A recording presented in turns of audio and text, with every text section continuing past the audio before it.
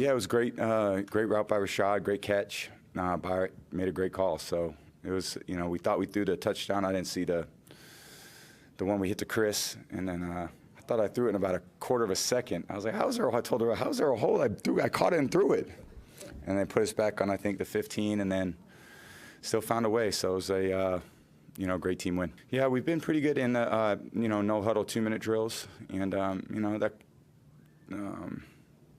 a lot of games come down to those types of plays. Our guys made them. At the end of the day, our guys made the plays this week, and Mike made plays, Chris made plays, Cade made plays, Rashad made plays, Lenny made plays, Julio made some great plays. Everyone contributed. So it's a hard team to beat, and just glad we won. It was they got a great defense. They played us very physical like we thought. We made some mistakes in there, but we made enough plays in the end to win.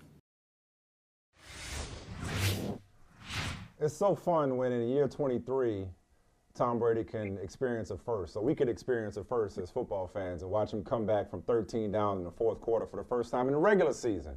Of course, Falcons fans know that he's done it in the Super Bowl. This is going to be a fun show because all of us are here. All the brothers are here. Michael Holley, welcome, and Mike. your usual, Mike, welcome. your regular, Mike, yeah, exactly, your regular host, Michael Holley and Jim Trotter. Good to be a guest of the show. Love what you guys do. Just figured I'd come and hang out, and just want to be a part of the conversation. We got a lot to get into today, but Trot, Michael loves to tease me about my keeping receipts. So here's another one. We ranked our quarterbacks in the offseason, and I still had Brady number 1 coming into the season. He obviously hasn't been the best quarterback in the league this year, obviously, right? But last night was an example as to why I said he's the most dangerous guy with the ball in his hands. The Saints saw it last night. The Rams saw it early in this season. When there's time on the clock and he's within striking distance, if he's got the ball, you're nervous. So I'll ask you this, Jim. They're going to win this awful division. They're going to get the home game that comes with it. How dangerous can Tom Brady and the Buccaneers be in the playoffs? Even if it's just for that first home game, that second game, I look at the other teams and their unproven quarterbacks in particular, with 5 games left in the regular season, I'm like, man, the Bucs ain't got to catch fire. They can just be competent on offense. And if the game is close and that guy's got the ball, I wouldn't want to be on the other side, Jim. No, it's funny you mentioned this. Michael Holley and I had this discussion last week, I believe, when you talk about receipts. And I said to him, the Bucs are a team that when they get to the playoffs can win a game. And when you have Tom Brady behind center, and I didn't say they could make a deep run, but I said they could win a playoff game. And we talked about the teams that have been 500 or sub 500 as division champions that have actually won a playoff game. And so, the interesting thing about last night was we've seen this before. Go back to the first game, and I don't mean to bring up bad memories, Michael Smith, but the first game against the Saints this year where Brady dropped that perfect pass, late in the game. I'm from New Orleans, but I gave up that narcotic a long time ago, but go ahead. Okay. But he dropped one on them late in that game after playing, and the team had played terribly for much of that game. They get down the fourth quarter, need a play to be made. He dropped it in perfectly. And then we saw last night, same thing. The one thing I will say about that game last night again, and I mentioned this in my feed, that game was a reminder of the truism to me about professional football, that more games are lost than they are won. And the Saints lost that game more than the Bucs won. Totally so they totally did. That's my point on that. 100% agree. But instead of Tom versus time, Michael, it's really Tom and time is what Jim and I are talking about. If he has time and you got Tom Brady, it's a problem. And to Jim's point, if they can win a playoff game, they can win 2. Crazier things have happened, Michael. Nobody's. But here's the thing. Why can't they? They can't win 1. They can't win 1 because they can't win one game at home. Here it is. This is becoming a problem now. I respect Tom Brady. You know that. I love him. I appreciate you. Don't put me in this position, Tom. Right. Team's not good. It's just not a good. It's not a good football team with Tom Brady, with Patrick Mahomes, with Josh Allen. Not right now. They're not good. No, they're not going to be good. It's not going to happen for them. They are. No. I'm not saying they transform into some juggernaut. I'm not saying they transform into last year or the year before, Michael. I'm saying if they are good enough on game day. Is all they got to be. Right. You know what I'm saying? And if you go like right, to win one game. This is what I'm saying. To win one, and then it's I just don't like them to win one playoff. Win one it's game not one more game, than it's a once. playoff game. It's a But Mike, playoff check game. it out. And you're talking about right now. You're asking me. I think the Cowboys. I think they would play the Cowboys again. The season doesn't start today. I think they would play the Cowboys, Okay, who you know okay. I love. But it's not beneath the Cowboys to collapse. Let's just call it what it is. Here's the rest of the Cowboys quarterbacks in the conference. on the Kirk Buccaneers. Cousins Vikings. But check it out real quick. Kirk Cousins Vikings, who every game is a heart attack when they play. Brock Purdy's Niners. Daniel Jones' Giants. I love him, but Geno Smith's Seahawks, and maybe Taylor Heineke's Commanders. That's funny. I mean, if the game is close and you got this you're guy. funny. Hey, Mike. Hey, as How am I funny Michael to you? Smith. Exactly how am I used to funny say to you? this. Do I amuse you? Yeah, I'm gonna tell you why you're funny. I'm tell you, yes, you do. Hey, Jim, I'm gonna tell you, Michael Smith used to make this little. He had this little put down line he used to have. He'd be like, unfortunately for you, I listen to what you say. That was his little put down. Unfortunately for you, I listen to you. Okay. All right. So you're trifling. You're trifling, Mike. You ain't right. So anyway, I listened to you just yesterday. Talking about Brock Purdy's Niners. Yesterday it was like, it doesn't matter. Yeah. Doesn't matter who the quarterback I is. did. This team is That was so sarcasm. dominant. The defense. Okay, look. Yeah, you're right. Here's where y'all sleeping. Different Here's where y'all day, sleeping. different argument. You're right. I'm going to take a big leap here, though. I'm going to take a big leap, and Sunday will determine it. Okay, if they lose on Sunday, I will back away from it. But I'm looking at Steve Wilks's Carolina Panthers. Don't laugh. I'm looking at the Carolina Panthers, who are two games behind the Buccaneers, but own a victory. So really a game behind the Buccaneers when it really comes down to it. Okay, so they've got one team with a winning record left on their schedule, and that's on Sunday against Seattle. So they got another game with Tampa on New Year's Day. They've got the Lions, who I respect too. Hey, look, I think the Panthers, on New Year's Day, that game is going to mean something for both teams, for the Panthers and for the Buccaneers. It may be for the top spot for the 7th win. It could be the 7th and deciding win for the division title. I think he preached to the choir. I saw him in Atlanta, and I said it after that. That team fights. They got an identity, Trot. The Panthers. Look at that divisional record. Look at the divisional record, though. Don't sleep on it. No, I feel you on that. And I've said this before that I think Steve Wilks has done a tremendous job down there at Carolina in the short time that he's had it. And I know that David Tepper, the owner, said that Steve Wilks would have to do something incredible, basically, to be considered for that job. I think David Tepper ought to take a long look at Steve Wilks, regardless. The way he has gotten this team to play, the changes that he has made both on his staff and in terms of his roster shows me that he has the respect of the folks there. The players are playing for him, and they are not an easy out. So, no, I can see what you're saying there. But all I'm saying is I still think Tampa wins this division. And when you have Tom Brady at quarterback, and again, alluding to the fact, that Michael, what he pointed out, you got a chance. You got a chance. Yeah. Hey, real quick, kind of related to Brady, biggest development in the NFL today. There's already the Brady watch about who he plays for next year. And one of the teams that's been listed because of the connection to Mike Vrabel and now former Titans general manager Jon Robinson was the Tennessee Titans. Like, this was mind-blowing. Talking about life comes at you fast. Mike, I know you've known Jon Robinson for a while. I literally introduced myself to Jon Robinson at Lambeau Field a couple of weeks ago. And this is a team that year after year leads the league in games missed due to injury or players used. Let me get this right. 66-43 since 2016. 48-29 since Vrabel took over in 2018. Titans are 7-5, about to win that division again. So everybody instantly points to A.J. Brown cooking them Sunday as the impotence for him getting fired. Well, thank you, because I was going to say that seems awfully knee-jerk and emotional. Because, wouldn't that record by one grace, Jim? He screwed up trading A.J. Brown. But if you were going to get mad about it for trading A.J. Brown, you should have fired him the moment he did it or not let him do it. But when A.J. Brown does A.J. Brown things, now you're going to, fire the dude who won 66 games since 2016, Jim? No, look, I'll say this to you guys. I don't like to speak on things when I don't have, when I haven't spoken to people who know what's going on. So in this one caught me off guard, and I have not had a chance to talk to folks yet. But speaking to your point, it would be ridiculous to fire a general manager over one personnel move like that with the success that this franchise has had under Jon Robinson. So there has to be something more, because this makes no sense to me. Yeah, it really doesn't. Yeah. Just on the surface, it makes no sense to me. And the timing of it makes no sense to me. So that's why I'm saying there has to be something more here that we will find out about later. But I have not had a chance in getting ready for the show to make calls on that yet.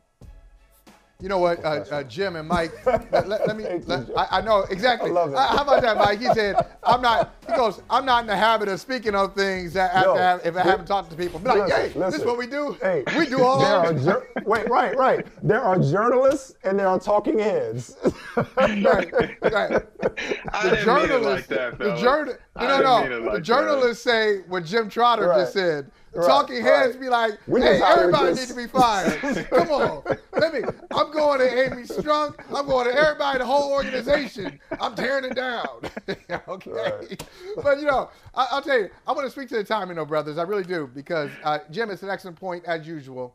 Look, when I had an opportunity, and Mike mentioned how I've known Jon Robinson for a long time. Think about this unintentional general manager's think tank that I was a part of right around 2002, 2003. So I had an opportunity to do a book on the Patriots for a long time. But I was in these scouting meetings. Think about the general managers who were in those meetings. To my left was Thomas Dimitroff. Across the row, you had Jon Robinson, you had Jason Light, and at the front of the room, you had Scott Pioli. So there's a bunch of Super Bowls, a bunch of Super Bowl appearances, Super Bowl wins, big brains in that room. But the timing is significant, because I was in there in December, the first, second week of December, when they're really starting to hone in on putting the board together. It's the first opportunity, first of many, to do that rough draft of, hey, here are the college players that we like. The players out there versus the players on our roster. And scouts are coming in from all over the country, because they live in different parts of the country, but they're coming to the headquarters to kind of tell the general manager, this is what we found, and they're collecting information. So this is a major time for scouts. Yeah. By the time you get to the Super Bowl, that work, a lot of the work is, the foundational work is done. So it's really shocking. It would be like, great point. It really would be like firing a head coach for the December stretch. For, hey, you got a winning record and you got your last 4 or 5 games before you really start to make a run. There's something doesn't smell right here. Didn't they just give him an extension? I may be wrong on that, but anyway, we got to go to break. Yeah. It was February. Yeah. Okay, yeah. February. So we have both of them. We have another journalist joining us. Your Bison brother, Steve Wyche, is going to fall through, Jim Trotter, and we're going to go 4 wide here. My college is not built on a location. It's built on a destination. Now that was good. You're supposed to clap for that. Darn it, that was good. You give me some of my good stuff. We just getting started. I already went in the bag, baby. Let's go. So you gotta understand, so when I get back, there ain't gonna be no hats, no meetings. There ain't gonna be no hoodies on and no meetings. There ain't gonna be no phones. I wish you would bring a phone in my meeting. There ain't gonna be no earrings in the meeting. Everybody's gonna look like everybody. I'm coming. It's gonna be a different place, a different feel, a different attitude, a different energy, a different work ethic, a different want, a different hunger, a different desire, a different need, a different capacity. It's gonna be a different reach. I'm coming. All right, there is a new sheriff in town, and his name is not Reggie Hammond. It is Deion Sanders. Listen, this conversation has been fascinating, to say the least. This family conversation has been fascinating, to say the least. We appreciate all your views and all your comments on our YouTube page. Keep them coming if you want to see Michael and I's discussion from yesterday. But this conversation needed to continue, and we felt like who better to continue this conversation than our Huddle and Flow brothers, Jim Trotter, Steve Wyche, 2 of Howard University's finest. See, Michael from Point Park College. The real HU. The real HU. Michael Holley from Point Park College and me from Loyola University. Yeah, we kind of sort of, just be on the peripheral of this conversation, the perimeter here. Okay, we go into a couple of HBCU brothers here to break down this Deion Sanders situation further. Let's start with you, Steve Wyche. How do you feel just having processed this over the last few days, Deion's move to Colorado from Jackson State? And how do you feel about the conversation in general around it? I love it because, it's emotionally stirring. There's so many people who are invested in a million different ways in this, right? So I think that's a good thing. And I think that's part of Deion's reach. I think that's part of Deion's polarization because so many people are so invested. I get it. I hate that he is leaving Jackson State in terms of HBCUs. And I'm not speaking from personal perspective. I'm speaking to other coaches at HBCUs, athletic directors, administrators, and students.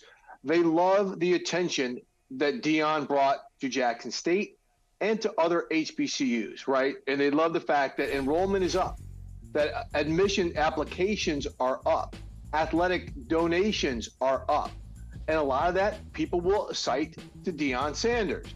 So now when he ghosts, everyone's like, well, wait, I thought he was all in. I thought he was swag. I thought he was down with all of this.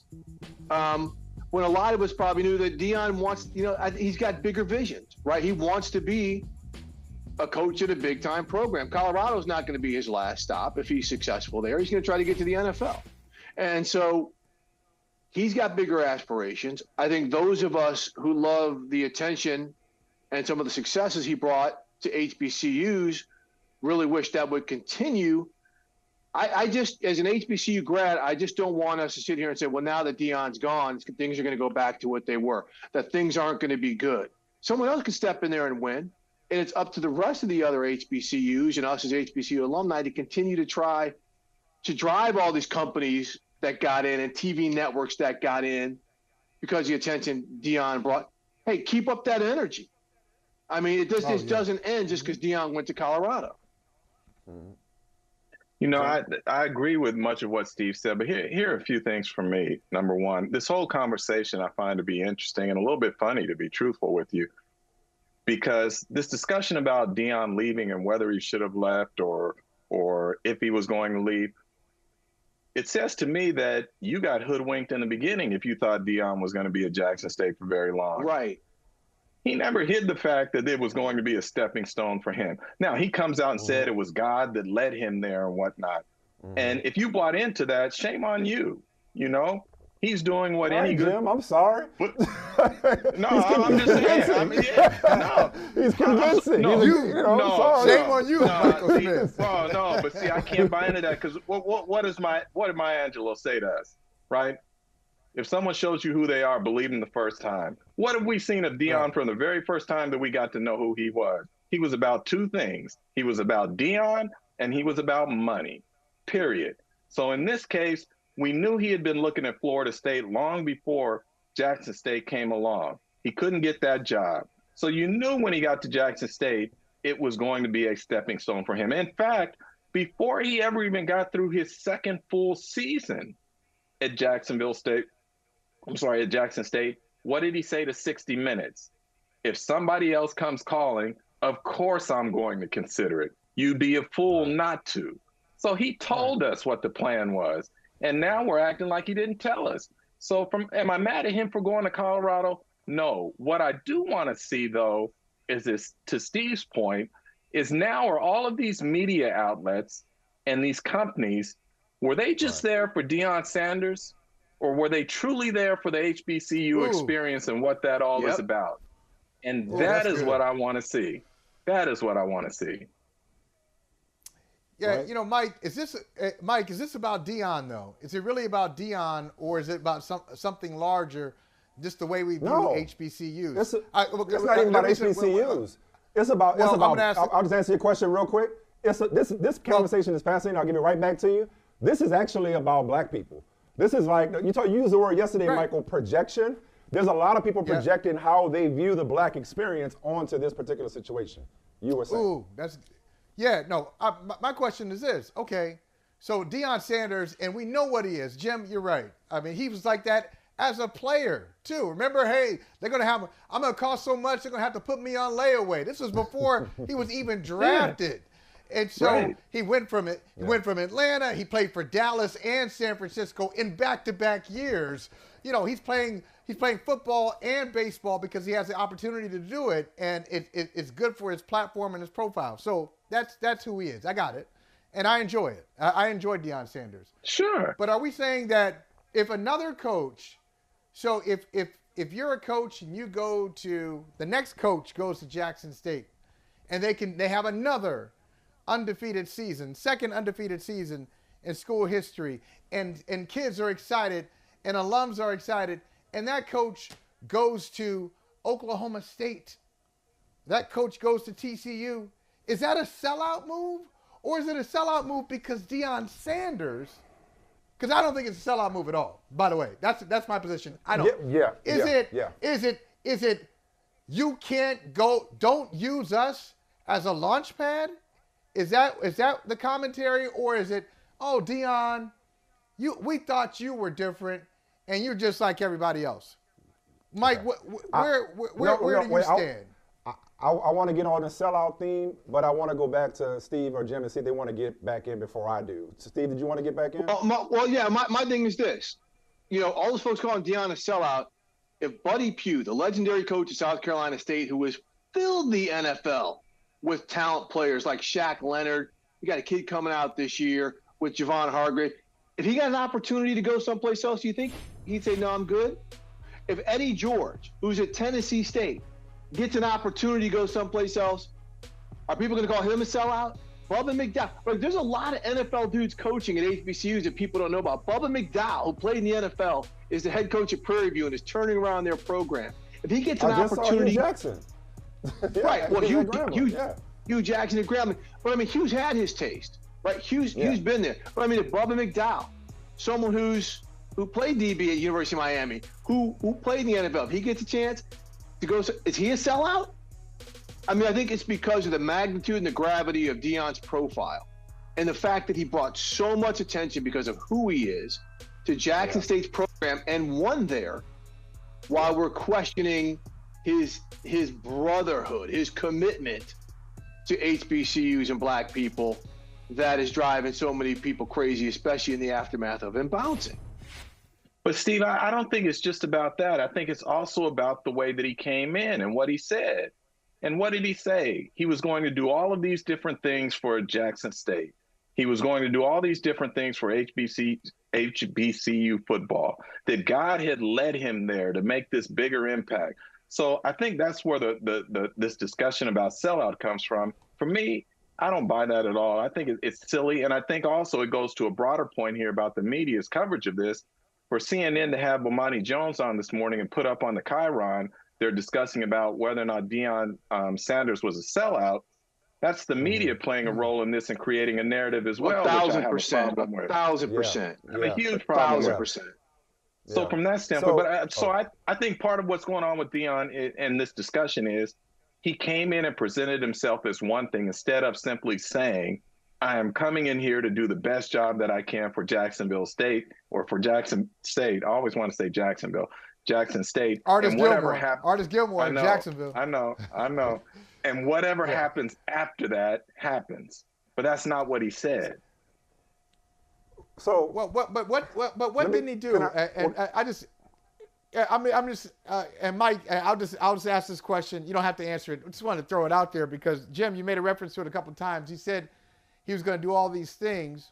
One, did he do those things? And two, God can lead you somewhere. It doesn't mean that you're led there. Any good Black Baptist preacher can tell you, hey, I'm just here for a season. They love that. Then the offering comes around. Then the offering plate comes around. Hey, this is your season. But that's what it was. He didn't want to say he was going to be there for a season. There's a blessing. He knew what was going to happen. There's Guys a blessing in the room. there just for a season. There's a blessing in the room. There's an anointing in the room. But based on what you said earlier, Jim, he kind of talked out of both sides of his mouth in terms of selling, hey, we're building something special here. But as you said, he was on record always as saying, if somebody comes calling, I'd be foolish not to listen. So He wanted it both After ways, he got and the we can't have job. it both ways. After he got the job. After But check he this got out. the job, This is, a year and a half that, after.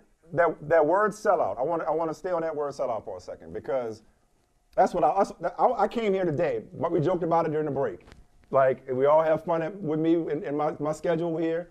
I wanted to do the show today to listen to you two. I wanted to hear y'all on this, so I will try to be brief in my commentary. Likewise. Likewise. I used the word disappointed yesterday. I'm going to use that word again today in a different context. I'm disappointed at how divisive this conversation is. Like, we're having a family, I'm not talking about on this show, I'm talking about among black people. If we're having a family conversation, we should be able to have an honest family conversation without taking it to extremes. Deion Sanders does not have to be a sellout. He is not a sellout for making this move. Correct. And we don't have to be crabs in a barrel for finding the move to be disappointing. And there's a difference between being disappointed in him leaving and disappointed in him for all the reasons you laid out, Jim. A, we know who Deion is. B, Deion don't owe a damn thing to anybody but Deion and his family. And that's good, great for Deion, great for him for being on the come up. But again, I want to talk about the come up. And I want to talk about the word hate, because that word gets thrown around a lot. Oh, you a hater. Why y'all hating? Why you hating? This, I know I speak for all of y'all. This ain't hate, it's love. I love Deion Sanders. I love this for him. I loved what he did at Jackson State for us. I love this move for us. I loved what he did at Jackson State so much until I hated to see it end so quickly. Let me say that again. Deion won't preach, I can preach too. I love what he did so much until I hated to see it end. That's the only hatred in my heart. I got no hatred for somebody doing better in themselves. But let me talk again about that word, better. Look, maybe Deion was bored. Maybe he had done enough there on the field and off the field. Maybe he did everything he thought he could do at Jackson State. Maybe he hit that ceiling. Maybe he was dominant and he, turned it around. Maybe that's how he felt. He wanted a new challenge. Maybe it's just as simple as a new challenge. But my issue is, and Jim, you mentioned it earlier, about a big time program, an opportunity come calling. Again, my disappointment is rooted in me thinking that Deion was in the process of making Jackson State a modern day Eddie Robinson Grambling State, a powerhouse in and of itself that was not seen as a stepping stone. That was the destination.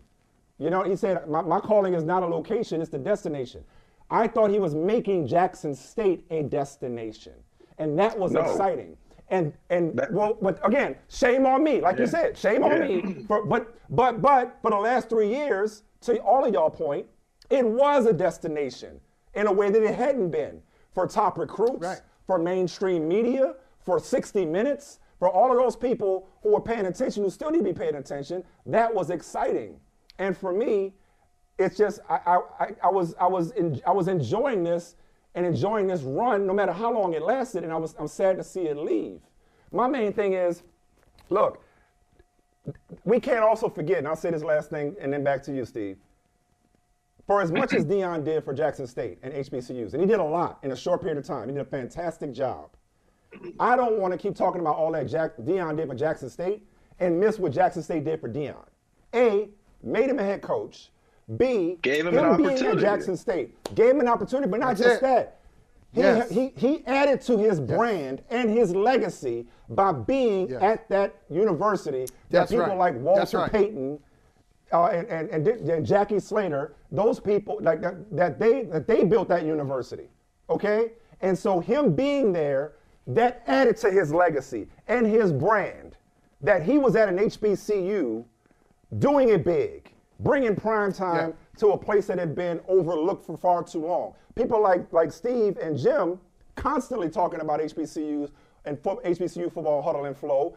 Jim constantly and Steve constantly bringing coverage of HBCU prospects to places like NFL Network.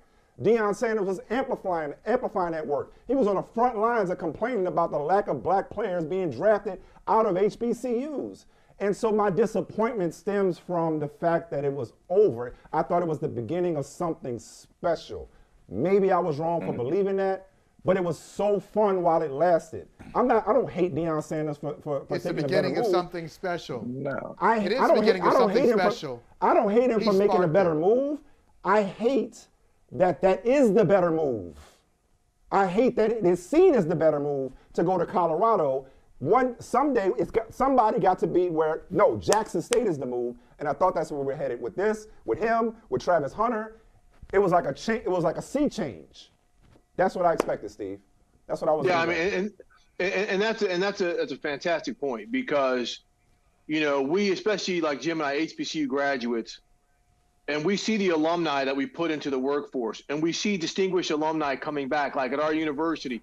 Felicia Rashad is the dean of the School of Arts in the Chadwick Boseman building. She came back, right, because Howard is a destination point. And so, you know, for you to want to say this is a destination, I think we all want our HBCUs to be a destination point, because there is an enlightenment going on, again, with high school students applying to HBCUs instead of PWIs, knowing what HBCUs are. See how many people outside of a lot of black people, white people, had no idea that Jackson State's in Jackson, Mississippi? Right now they do. There are people know that JSU logo, right, because of what Deion did. But I'm so glad you said what JSU did for Deion Sanders. Jim knows this. There are 4 Pro Football Hall of Famers from Jackson State. You mentioned Walter Payton, Jackie Slater, Robert Brazile, and Lem Barney. Okay, they were there before Deion got there. No one better ever forget. Big Cat John Merritt, one of the greatest coaches ever, came through Jackson State. So many people came through Jackson State. We have to understand that this existed before Deion got there. It will exist after he gets there. Let's not think that this is a big puncture in the balloon of that university, of that program, or HBCUs. It is a puncture in the moment because of what you just said so eloquently, Mike, of just the excitement and the energy that Deion brought to the SWAC, to Jackson State, and to HBCUs. Mike, what you wanted, I believe, is what we have at Howard. We have Larry Scott, who was offered the job as tight ends coach on Nick Saban's staff, right? Yep. And this is when Alabama's at the very top. And what did Larry Scott say? Nope. I want to stay here and make a difference with these young men at Howard University. And I think that's what you and others wanted out of Deion, particularly after the way he came in, is to say, there is something here that I'm going to plant roots and build.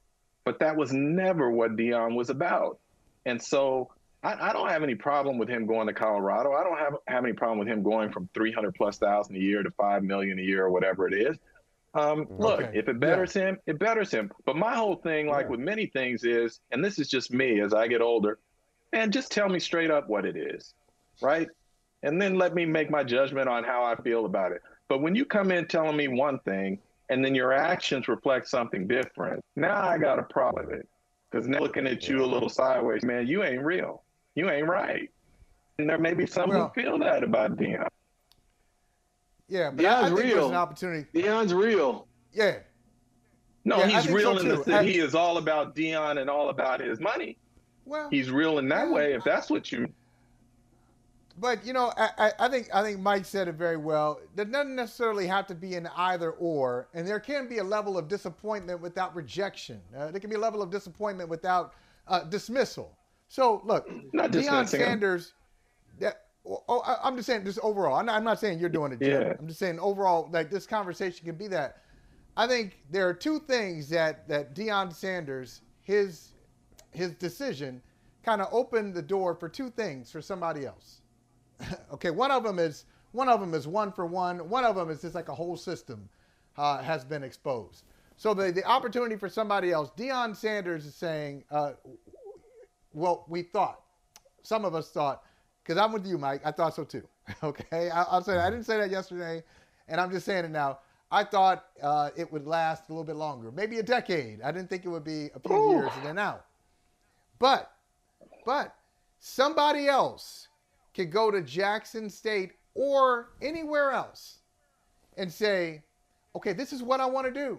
This is what I want to do here. I understand what the assignment is, and I am here not for the money. I'm not here as to launch into another program. I don't want a Power 5, Power 6, whatever it is. I'm not trying to coach in the SEC, Big Ten. I want to be right here, and I want to make the SWAC something that I'm a part of for a long time. That opportunity is still there, even though Deion's gone. But here's where the system is broken, fellas. Deion Sanders, in 3 years, went from Jackson State to Colorado. One of the rare black head coaches in college football that we grew up watching on TV. Coach. I think he's the first HBCU head coach to be one of the first. If anything, he's the second. The very first one was the very first African American head coach at Division I, and that was Willie Jeffries. Right. Who went to Wichita State. He recruited me at Wichita State, so thank you, Jim. But the point is that opportunity is there.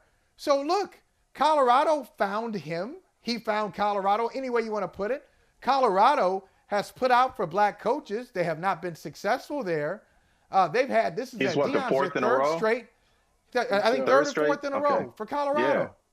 Right. So, hey, black coaches are there. Don't tell me athletic directors, don't tell me programs around the country. You can ask. You should ask.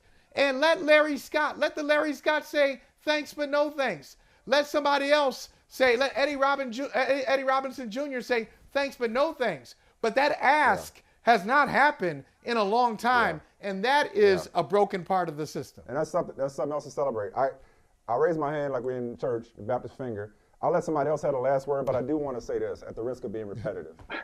My mom often told me, right before she smacked me across my face, it's not what you say, it's how you say it. It's not what you say, it's how you say it. I want to revisit something I said yesterday, and I heard it in the clip we played, at the top of the show. And I think, and Michael, you even told me at the time, you said, that's not fair. When I said, he's less interesting to me, and he's just another coach. I'll try to say that again, because I know what I meant to say. Maybe I didn't say it effectively. What I mean is, okay, well, thank you, Jim.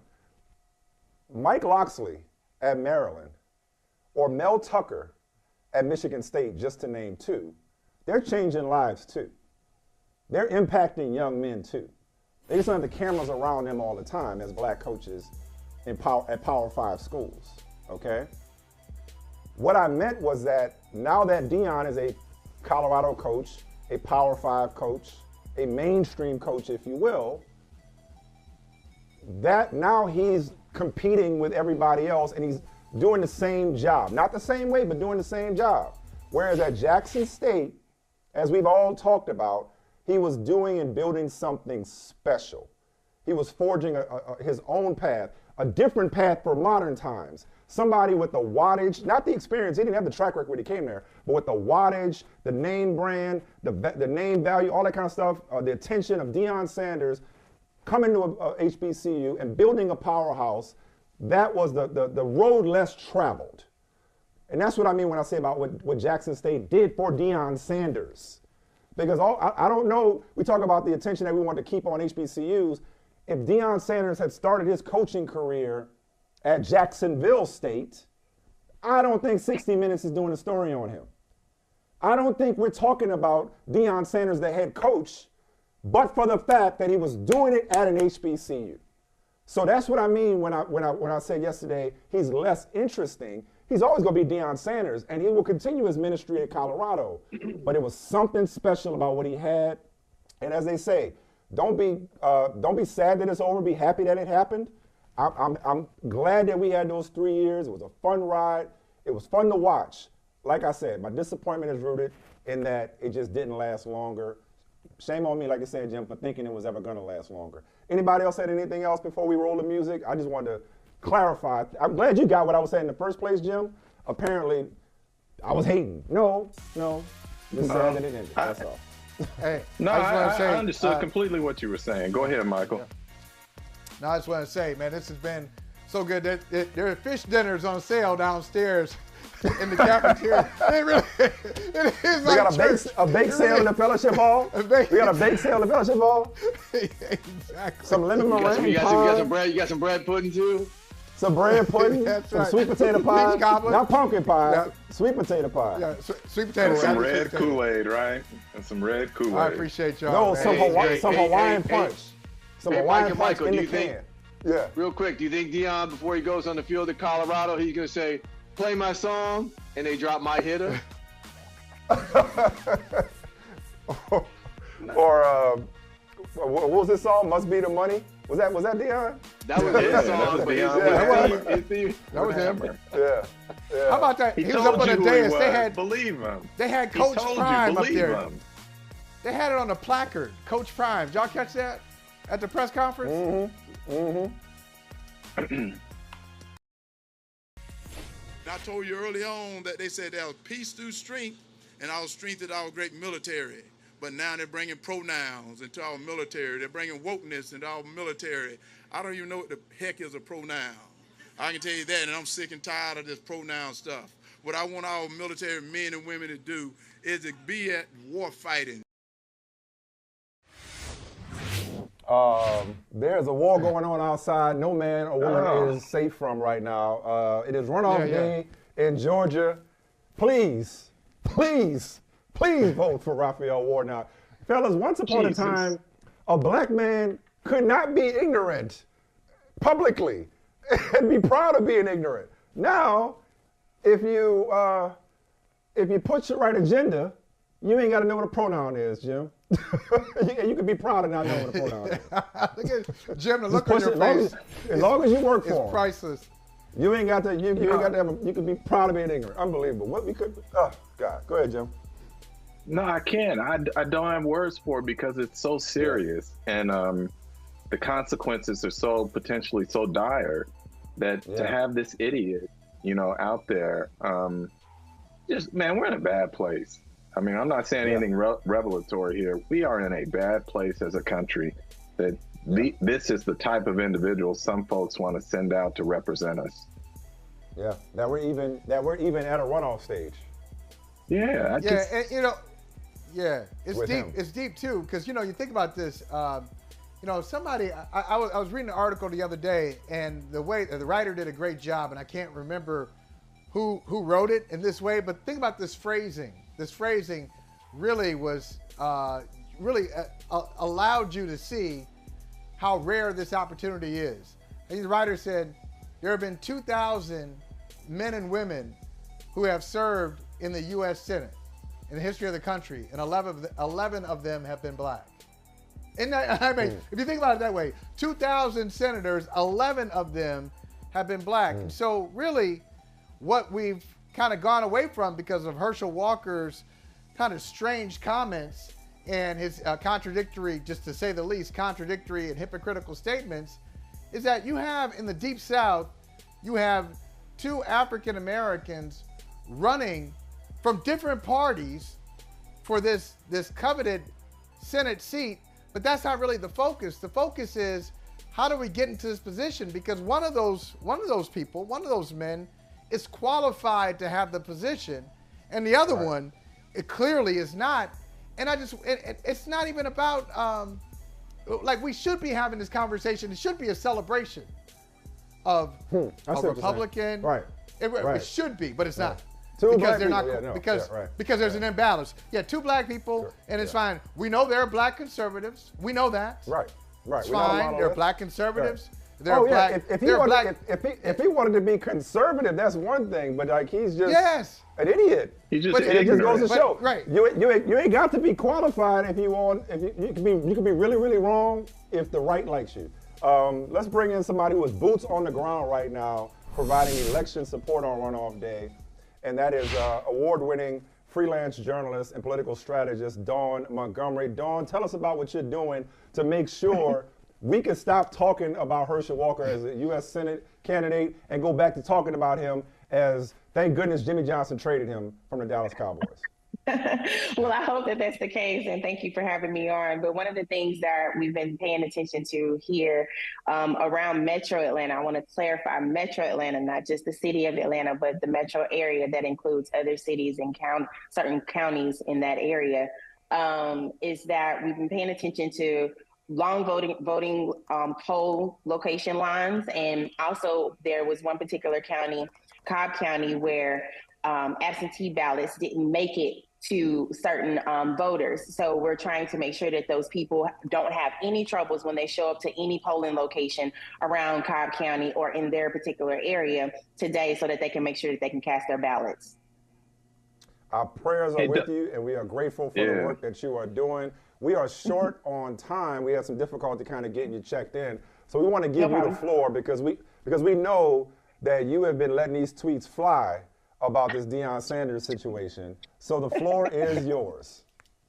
Well, first and foremost, I'm so grateful that the university itself, Jackson State University, was capable of giving him the environment to come straight in as a head coach with no college football experience, but to come in and directly run a program from proof of concept and try to prove that he can do this on a whole nother level.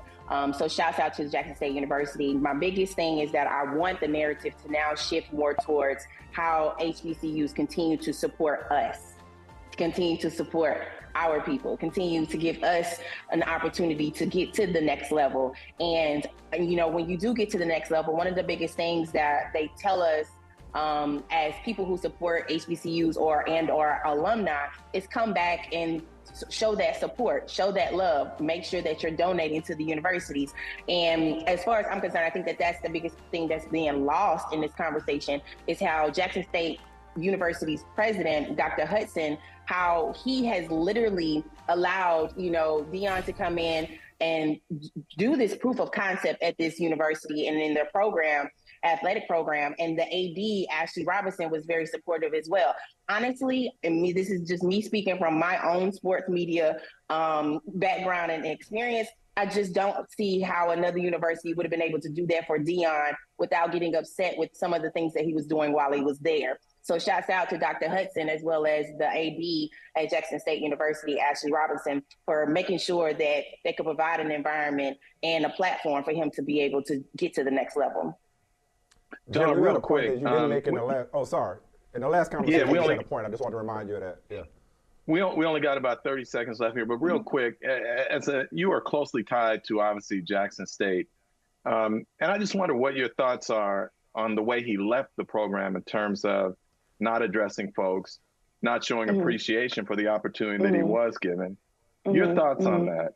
That was a major slap in the face. And it was one of those things where, again, these people gave you the opportunity to do the things that you're doing and to get to the next level. And all you did was stand on a stage and quickly tell people to wrap things up.